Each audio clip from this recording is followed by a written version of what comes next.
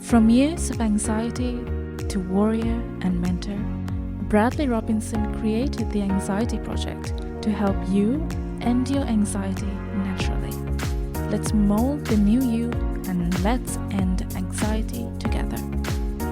Hello and welcome to the Anxiety Project podcast number 118. I am Brad Robinson.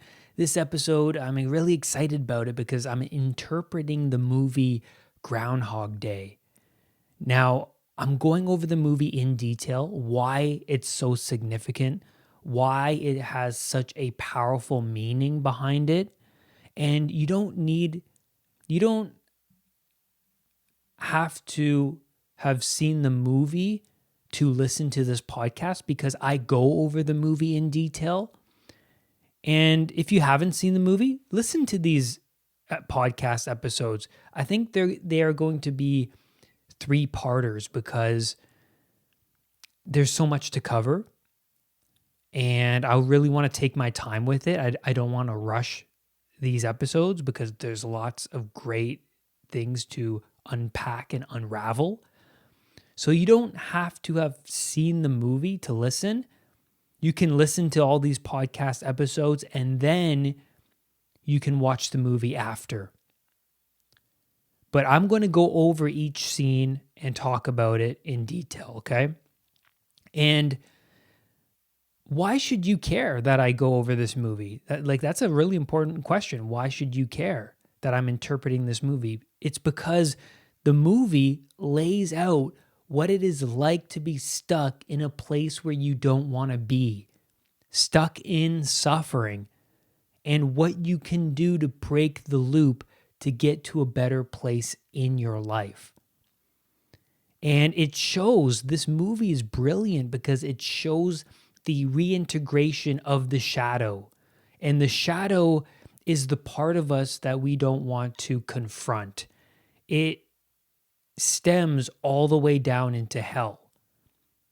And Carl Jung unpacks this in his books. He was a clinical psychologist. He talks about the shadow. And we see in this movie Phil coming to terms with the shadow, becoming aware over a period of time of the shadow. And then he starts to work with those negative programs. He starts to become aware of all of those negative programs that have been running his life up to this point and how he gets out of that loop, right? So this movie is full of tools, useful tools. And we are routine creatures. We live in a routine. The unconscious loves routine. And it wants us to be automated because it doesn't want to think of every single detail throughout the day, right? And so we see in Groundhog Day, Phil gets stuck in a loop, right? He's reliving Groundhog Day over and over and over again.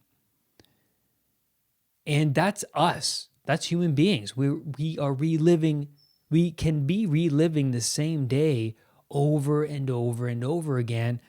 And anxiety sufferers are stuck in that loop. They're reliving suffering every day. Every day becomes repetitive. You may be working at a job that you find to be unfulfilling and you're just unhappy and you're in that loop. And I was in that loop for a long time. So this movie shows how you can break out of that loop, out of that suffering and get to a better place in your life. Finding that meaning, right? And Phil eventually finds the meaning at the end of this movie. So let's walk through the movie and unravel the meaning that is embedded in this movie. I mean, this movie, every time I watch this movie, there's layers that unravel every time because this movie is so deep. It's inexhaustible in its content, in its meaning. That's why it's a classic movie. And so I think the best way to explain the journey of self-realization, awakening, coming to terms with the ego, the shadow, is through this movie and picking it apart. So let's get into it. So the opening lines of the movie, so the credits are rolling, the title sequence is rolling, and we see the clouds, we see the weather. And then we hear Bill Murray's voice. The opening lines go, "Somebody asked me today, Phil, if you could be anywhere in the world, where would you like to be?" And I said to him, probably right here in Elko, Nevada. And then he gives this weather spiel. So we see his hand when he's giving those lines. We see his hand in front of a blue screen. And then we find out Phil is in Pittsburgh soon after. He's not actually in Elko, Nevada. So already we see his sarcasm. We see his character. You know, where he is geographically, is terrible. So we see his attitude already. He doesn't even want to be here. He's unhappy where he is. So I think the first lines of the movie set up the premise of the movie itself. It's brilliant. So I'll read the lines again. So the opening lines go, "Somebody asked me today, Phil, if you could be anywhere in the world, where would you like to be?" And I said to him, probably right here in Elko, Nevada. So he's giving this weather spiel. And the movie is really, from these first lines, you already see where this movie's headed. It's answering the question, what is life like for someone who doesn't like where they are in life? And how do they break free from that?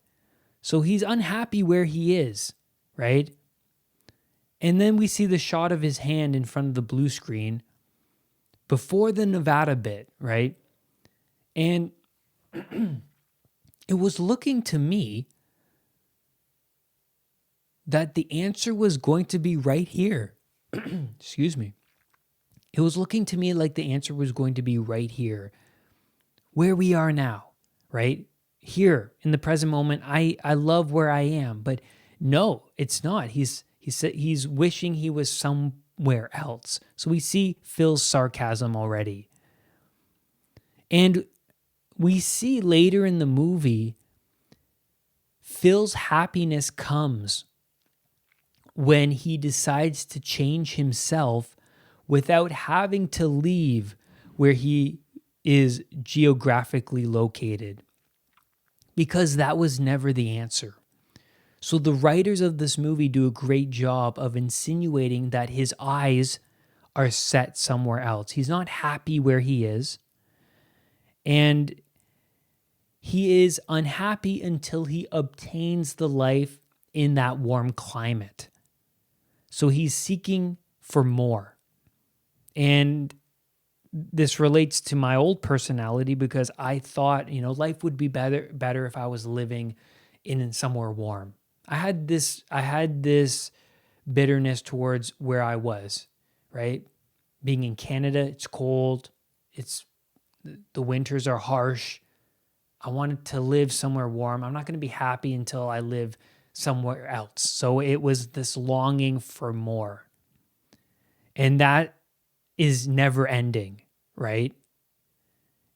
And that's what most people nowadays experience in a mundane routine lifestyle where they continue to purchase items that we think will make us feel complete and fulfilled, right? We live in a society where the media is bombarding us with information, and its goal is to project a longing for more. Like, you won't be happy until you have this item. You won't be happy until you have this car. You won't be happy unless you're living in California near the beach, right?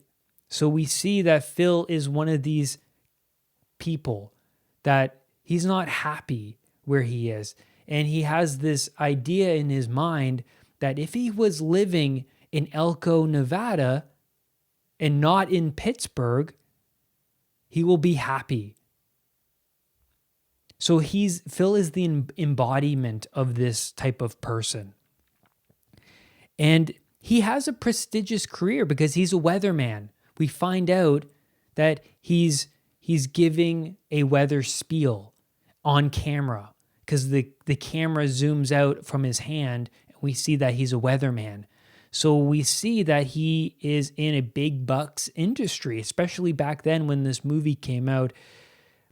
Like people on TV are like, wow, you're famous. You're a famous person, right? And you have a great career. You're making a lot of money. So he's a person who's wealthy. He's wearing beautiful suits because obviously he's on TV. But he has a really prestigious career. He's in a big bucks industry.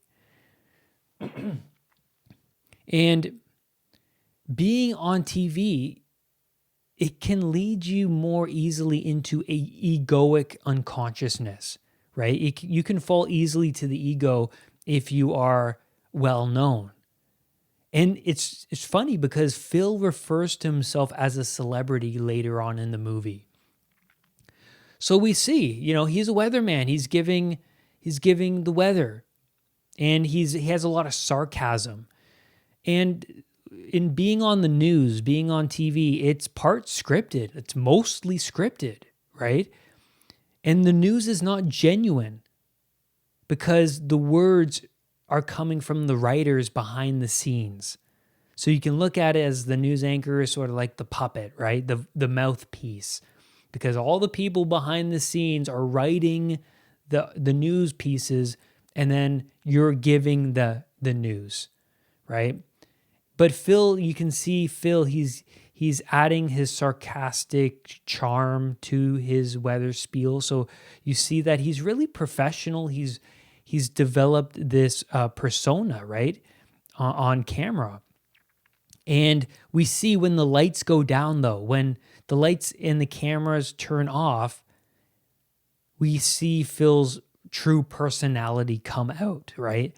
And Phil projects the shadow part of himself, the stuff that he doesn't want to confront. He projects his pain onto other people. He's unhappy. And you can see Phil would rather be anywhere but here doing this news piece, because when the cameras go off, when the broadcast ends, he jumps out of his chair and is eager to leave the news studio. And then his co-host says, "Have fun in Punxsutawney," knowing he is not happy about it. And then he says to her, "For your information, hairdo, there is a major network interested in me." So his ego gets hit, right? He reacts, he projects right away. And he believes that where he is now, career-wise, it's just not good enough. So he has this longing for more. And so like someone working at Walmart, right? You can be bitter and resentful about it, which does affect the people around you negatively. It only makes things worse because the people around you won't want to be around you. If you're at Walmart, you're an employee there, you're not happy about it, and then you actually show it, you project it out onto the world, the people, your other coworkers, don't want to associate themselves with you. They'd rather associate themselves with somebody with a more upbeat, positive attitude. So it makes you dislikable, right? Or you can take responsibility for where you are now. You have this job at Walmart. You can take responsibility and then pursue an aim outside of the selfishness bubble. How can you make the day 5% better working at Walmart, right? What can you do? There's many things you can do, right? It's not the job itself, it's your perspective. And then Phil notices his producer for the Groundhog Day piece, Rita. And she is outgoing. She's having fun in the studio. She's in front of the blue screen. She's just outgoing and she's having fun. And Phil, having never have he's never worked with her before, he does not seem pleased with going with her. He sees her personality. He's like, oh boy, I got to go with her to do this piece that I don't even want to do in the first place. This is great. And then in the van with the coworkers, they're driving to Punxsutawney for the Groundhog Day festival. So Phil has been assigned the Groundhog Day piece that he's doing with his coworkers, Rita and Larry. Larry's the camera guy, and Rita is the producer. So they're in the van going to Punxsutawney to do this Groundhog Day festival. And Rita says the festival is great, and the people think it's cute to see the groundhog. She has an upbeat attitude. She can't wait to go because the town loves this festival. The community gets together and celebrates this day. And Phil then says, people are morons. And so we see Phil's personality even more. He's generalizing, right? And we see a look at his view of the world. And really, is getting a new job position really going to solve his problems, right, at this point? Because even if he got a better job than this, I think he would still have the same bitterness and resentful attitude. And then they arrive at the hotel, which it looks beautiful. They pull up to the hotel. And then the next line out of Phil's mouth is, I can't stay here. I hate this place. And it looks like a nice hotel. And he's very reactive. He's a brooding guy. His humor is insulting rather than humorous to his coworkers. So we see him, do some jokes, tell some jokes, and it's not really humorous. It's actually more insulting. And he's the type of guy where, like I said before, the person working at Walmart who's bitter, the people don't want to associate themselves with him, his type of character, right? And so you see that with Larry and Rita, his teammates. So he's already not a good team player, but his teammates don't even want to bother with this guy. They'd rather be somewhere else, right, rather than being with Phil. And Phil is the type of guy who doesn't want to associate himself with these types of people, the people that are below him. So he thinks Larry and Rita and all the other people at the news station are below him, right? And Phil is also the type of guy to say things like, why do crummy things always happen to me? And he's not aware that he is causing his own misery, right? So everyone else can see Phil's shadow except himself. And the shadow, like I said before, is the part of us that we don't want to confront. It's the negative programs that run us unconsciously. They're not working for us, but we are unconscious to see those underlying negative programs. And so Phil wakes up.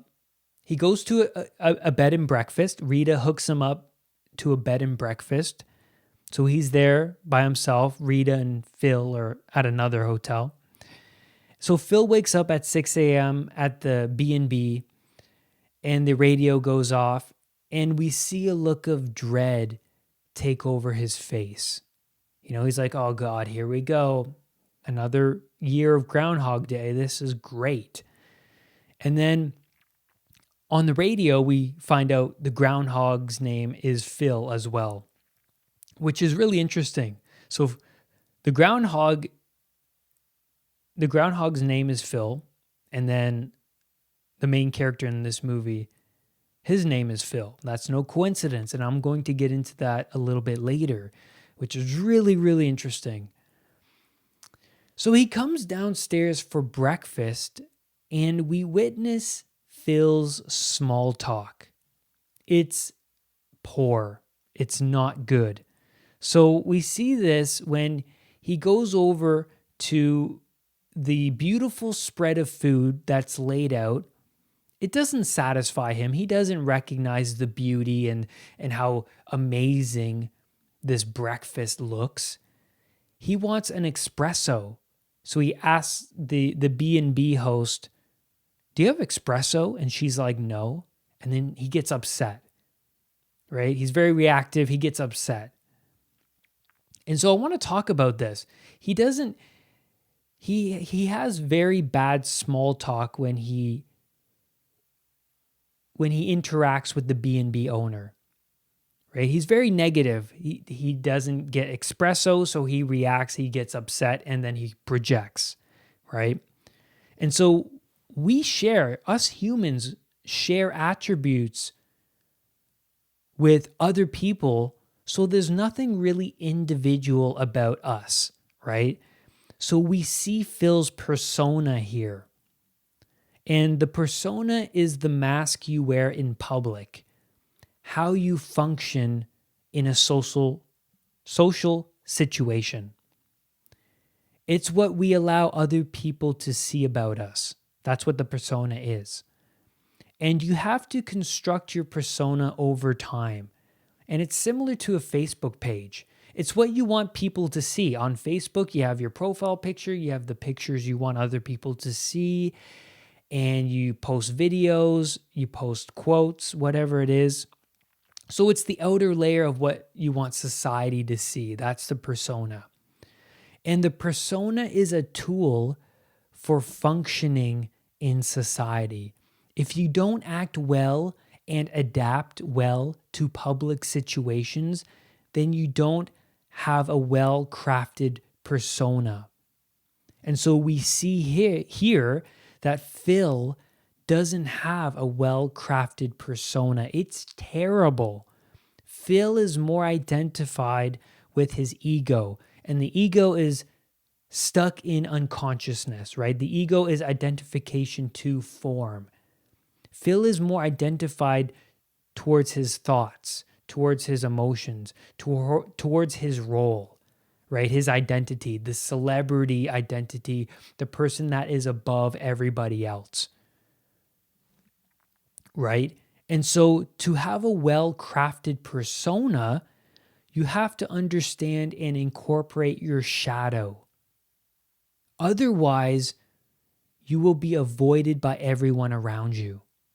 If you're not aware of the negative programs that are running you and that are causing other people to dislike you, that is causing you to run into a lot of brick walls in your life, then if you're not aware of that programming, then you're not going to have a well-crafted persona. You're not going to care about your persona even a little bit. You're not going to care about how you present yourself in public. And Phil is so identified with his ego that we see in this scene here that he treats this B&B owner like she's worthless. Like he doesn't care about her. Like he doesn't even want to be associating himself with her. And so you have to convince people that you are civilized and social before you can go beyond pleasantries, before they can go beyond pleasantries with you. So Phil is stuck in his unconscious state, right? He's stuck there. And then Phil gives this poorly crafted, ungenuine, egotistical display acting as the weatherman to the B&B owner because she asks him, "What's the weather like today?" She's making chit chat. She's making small talk. And then Phil's like, "Well, it's going to be cloudy, and then there's going to be brisk winds coming in from the south." And he's giving his weatherman spiel. And she looks totally uncomfortable. She's like, oh my God, I don't even want to be here. So associating myself with this guy. This guy is so weird and awkward, right? And then Phil says, did you want to talk about the weather or were you making chit chat? And then she says, chit chat. And so the fact that Phil is unaware that it was just small talk, it shows you how unconscious he is, right? And then he leaves the B&B and then he walks by a homeless guy and he gives gestures of searching for money in his pockets, already knowing that he doesn't want to give money, right? So then he walks by the homeless guy. And then a stranger excitedly runs up to Phil and says, it's me, Ned Ryerson. Remember me from high school? And Ned also claims, I dated your sister. And then Phil has a curious, like, what are you talking about? And Phil says, I don't remember you. And so the setup here of Phil, we already have a setup that Phil is a self-brooding man.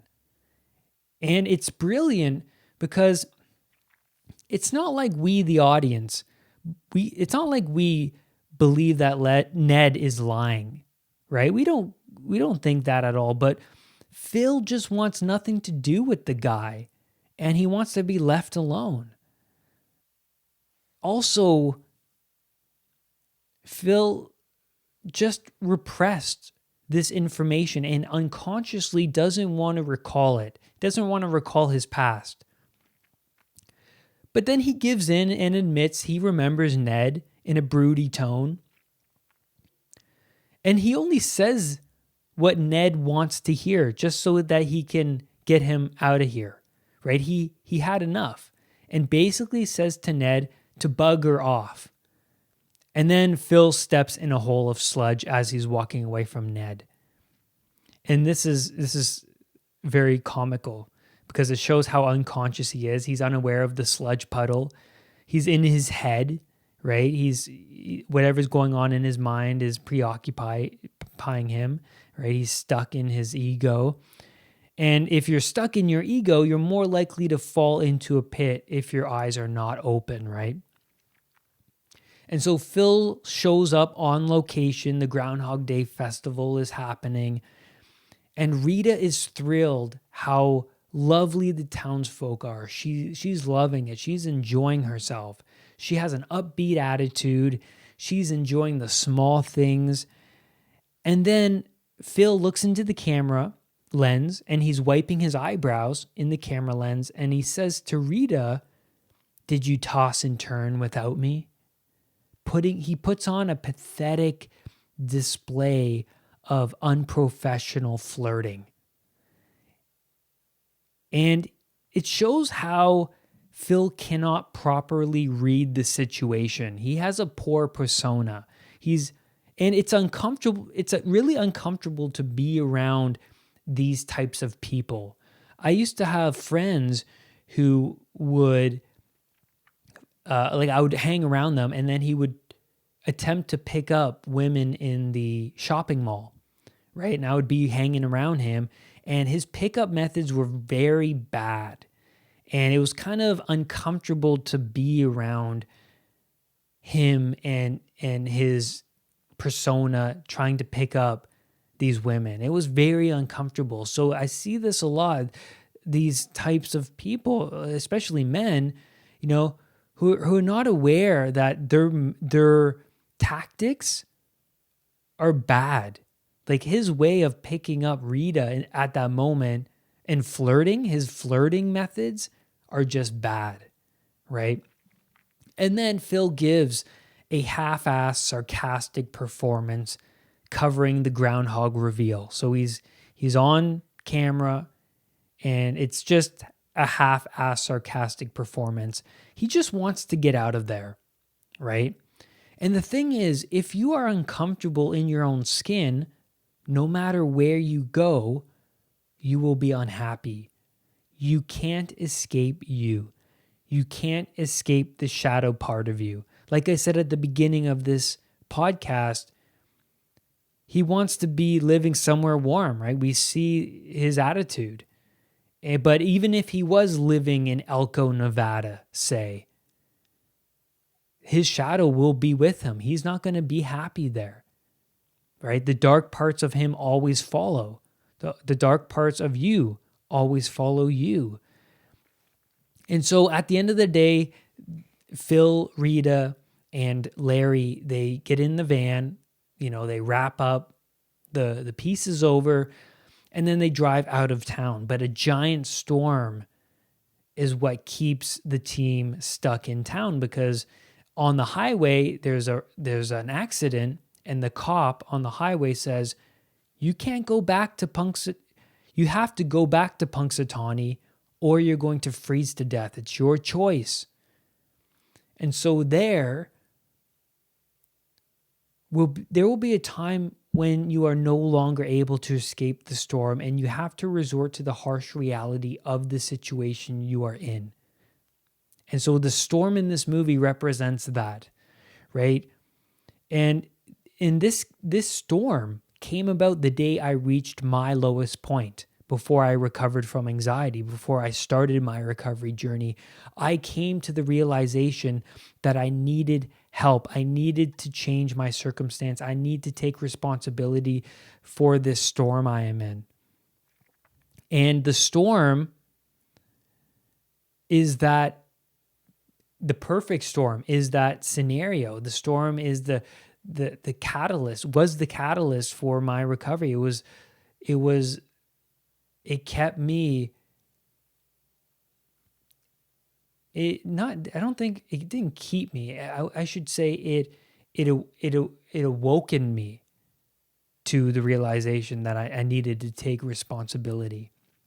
So at this point in the movie, Phil is just caught in a storm where he has no choice but to stay in the place he least wants to be in, Punxsutawney, right? Which then forces him to reflect on his life and himself later on in the movie. So the storm is keeping him stuck in the place where he doesn't want to be. That's really important. Just keep that in mind, right? As we go forward. And this forces him to confront his shadow, being in the place where you don't want to be, right? If you are lugging behind you a lot of dead weight that needs to be let go of, a lot of negative programs that you need to uninstall, life will surely send you the message one way or another. For me, it was generalized anxiety disorder. It was all the symptoms associated with anxiety. Life was just telling me, Brad, you have to change. You can't continue to live like this, right? And so your body will send you the message, definitely. Life itself will send you the message. So the storm here in the movie represents the final straw. It's time to face those problems, and storms bring out your true character. And we're going to see the storm bringing out Phil's true character going forward in the movie. And so back at the hotel in Punxsutawney, we see Phil's bitterness at full force, because in the bar, they're having drinks. Rita, Phil, and Larry, they're having drinks together. And then Phil makes fun of Larry's sweater, but it's in a bitter sort of way. Phil doesn't really have a good sense of humor, not at all, actually. It's actually more insulting than humorous. So we see that he's unsocial. And you can tell Rita and Larry would rather be somewhere else rather than hang out with Phil. Like, he's just has that negative energy that repels you. And then after that, Phil goes and takes a shower, but the shower turns out to be freezing cold, and he freaks out and jumps out of the shower. And so that's the end of the day. So they're trapped in Punxsutawney.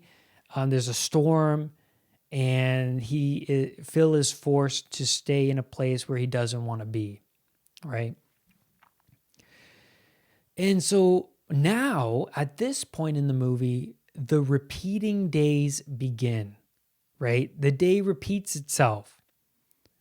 So the storm has forced Phil into an awakening because the storm kept him in a place where he doesn't want to be. And so now he is forced to confront really the shadow parts of himself. Really, that's what we're going to see going forward in the movie. And so he wakes up and things are a little bit off, right? He walks downstairs in this depersonalization state because things seem like they're repeating itself, right? And depersonalization is feeling automated. Is that feeling of being automated, like everything doesn't seem real, that you're in this unknown territory, that you're in chaos. And it's caused from our anxiety systems, right? And things seem unreal, and we get a lot of interesting symptoms such as lightheadedness, dizziness, racing minds, loss of balance. And it's quite unpleasant to say the least, because I experienced a lot of depersonalization when I struggled with anxiety in the past. And so he can't make sense of the world or where he is exactly. Right? Phil comes downstairs and he doesn't know what is going on. It's like reality is like there is no reality anymore. He's in this chaos. He's in this unknown limbo. That's the word. Limbo. He's in this limbo. So nothing seems real to him because the day is repeating itself. And he knows that. He's realizing that. And so this is a day of panic for Phil. He's in that unknown territory, right? And it's extremely overwhelming to an anxiety sufferer. And so we see in this movie, Phil is coming to different levels of consciousness, and this movie's so profound. Like it's absolutely remarkable. And he's waking up each day realizing that it's the same day. And that is an awakening in and of itself. When you wake up in the morning and say, oh my God, I've been living a lie. The same day has been repeating itself. I've been stuck in a negative loop for a long time. That's an awakening, right? And that's why this movie connects with us, the audience, right? And if you're living the same mundane life over and over and over again, then one day you are going to wake up and come to that realization that you're living a lie and you have been this whole time. And that lie is that negative programming that has been running you since you were a kid. And then realizing it has been sending you down a bad path this whole time, that you've wasted so much time and these programs have not been working for you, that you need to do something about it, that you are not who you think you are. You could have done a lot more with that time. And so with this repeating of the day, that's what it represents in this movie. He's coming to that realization. Oh my God, I've wasted all that time. I've been running these negative like he doesn't think that, but he's acting it out, right? Oh my God, I've been running these negative programs for most of my life. And oh my God, here I am 4 years later doing the Groundhog Day festival again. What am I doing with my life? I have no meaning in my life. And that's painful, right? And so on Russell Brand's podcast, he mentions something like this. And when he talks about his drug addiction in the past, Russell Brand says he awakened to his own problems when he witnessed other people living their lives without being dependent on drugs, right? So he had this paradigm shift when he saw a different side of things, right? When you see a different side of things, it can be quite painful because you're confronting that shadow part of yourself. It's like, oh my God, I can live my life and not do drugs. Oh my God. And that brings up the guilt and the shame, right? So it's painful. And him waking up to the same day, the message here is that I'm doing this again. He's coming to that awakening. His perspective has shifted a little bit. And it's because every year he's been stuck in a rut. Who God knows how long, maybe his whole life. Because we even see from encountering Ned that he's repressed a lot of his childhood because he doesn't even recognize who Ned is. And so the universe inevitably tells you when you are not oriented properly and there are things you need to deal with. The dragons of your past will pop up, right? And so with the constant lack of awareness, Phil is not able to face his shadow. But we see here, because the day is repeating, Phil begins to have awareness over himself. Things are not right. And like I said before, we find out that the groundhog's name is Phil as well, which is really interesting because if the groundhog doesn't see his own shadow, then it's 6 more weeks of winter. And so I thought about this and it blew me away. Like, could this mean that if human Phil doesn't see his own shadow, then he suffers more weeks of winter? And I think that that's true. And that's what's represented in this movie. If Phil doesn't come into awareness, doesn't become aware of his own shadow, he's going to be stuck in this never-ending loop. So he's going to relive the same day over and over and over again. And I don't think it's a coincidence. I think that's what the movie's sending us, the message the movie's sending us. And so now that I've said that, I want to talk about the shadow briefly so that you understand more about the shadow and going forward you'll understand more of the movie, right?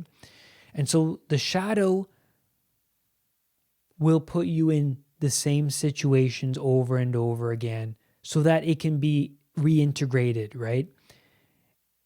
And so maybe if you are placed in the same painful experience over and over and over again, you will realize the negative programs of yourself that have led you to these experiences.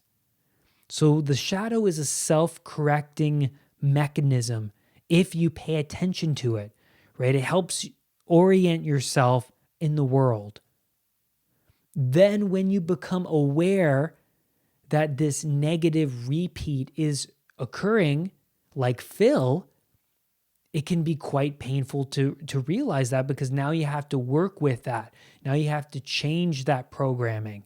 So the shadow, I'm just repeating myself, is a self-correcting mechanism, right? If things aren't working for you, you have to look inside yourself and pay attention to those programs that have led you into this negative pattern, this negative loop, right? That's so powerful. Like this movie is just unbelievable. And so you cannot get rid of the shadow. You just become aware of the shadow. So once you transcend your ego, you're not your things, you're not your thoughts, you're not your emotions, the ego, then the shadow, the deeper parts of you that stem all the way down to hell, the shadow comes up to the surface. And so facing the parts of yourself that have not been working for you, the negative programming, and then working on uninstalling those programs will help you, well, your life will just get better, right? So the shadow is constantly trying to bring you into alignment with your natural state of being. So it's an orienting mechanism, right? And so to recap, Phil wakes up and it's the same day over again. And he recognizes this. So he's becoming more aware. He's like, oh my God, things aren't right. And that's where I'm going to leave you on today's episode. I am going to do the next part next week. And so far we learned a lot. Well, that's because this movie is so inexhaustible. We see at the beginning up to this point that Phil has a bad persona. He can't communicate with other people. He has a lot of things under the surface. His shadow is screaming out because he's projecting his ego onto his coworkers. No one wants to be around him. He's miserable. He's bitter. He doesn't even like where he is. There's no meaning in his life. And so next week, I'm getting into the second part where he shows up and Rita, he's like, Rita, can you slap me? Like, I don't know what is going on. Right? I don't know why the day is repeating. And so I'm going to pick it up there next week. And I really hope you enjoyed this podcast episode. I loved doing this. Like every time I rewatch this movie, new layers just unravel. Even talking to you, like I'm figuring out things as we're going over this movie together, which it just blows me away how profound it is. So I'm doing this because it lays out beautifully how you can get out of that loop, how you can find meaning, how someone like Phil, who's completely bitter, who's completely lost, who has no meaning in his life, how he gets out of that loop. It's beautiful. And lastly, do not let anxiety define who you are. I will see you on the next podcast episode. Bye for now. Brad's powerful anxiety recovery program is available at unpluganxiety.com. The Anxiety Project program is downloadable and puts the power of anxiety recovery in your own hands. What are you waiting for? Visit unpluganxiety.com for more details. Recovery